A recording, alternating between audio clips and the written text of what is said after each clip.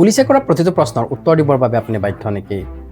যদি কিবা অভিযোগত কিবা অপৰাধত পুলিচে আপোনাক আটক কৰিছে আৰু আপোনাক সোধপোছ কৰিছে বা দাবী ধমকি দিছে আৰু এনে কিছুমান প্ৰশ্নৰ উত্তৰ বিচাৰিছে, যিবিলাক প্ৰশ্নৰ উত্তৰে হয়তো ভৱিষ্যতে গৈ আপোনাৰ এগেইনষ্টত সাক্ষী হিচাপে ব্যৱহাৰ কৰিব, তেন্তে আপুনি সেই প্ৰশ্নবিলাকৰ উত্তৰ নিদিয়াকৈ থাকিব পাৰে। সেই প্ৰশ্নবিলাকৰ উত্তৰ দিবৰ বাবে আপুনি বাধ্য নহয়। পুলিচে ইনভেষ্টিগেশ্যনৰ সময়ত আপোনাক সদায় কোঅপাৰেট কৰাৰ কথা ক'ব, কিন্তু কোঅপাৰেট কৰাৰ অৰ্থটো এইটোৱে নুবুজায় যে আপুনি আপোনাৰ নিজৰ এগেইনষ্টতে সাক্ষী প্ৰদান কৰিব। Article 20 clause 3 of Indian constitution, ইয়াত কোৱা আছে ৰাইট এগেইনষ্ট ছেল্ফ ইনক্ৰিমিনেশ্যন। ইয়াৰ অৰ্থটো এই যে কোনো অপৰাধৰ অভিযোগ থকা ব্যক্তিক জোৰ জবৰদস্তি কৰি তেওঁ নিজৰ বিৰুদ্ধে সাক্ষী দিবৰ বাবে বাধ্য কৰাব নোৱাৰিব।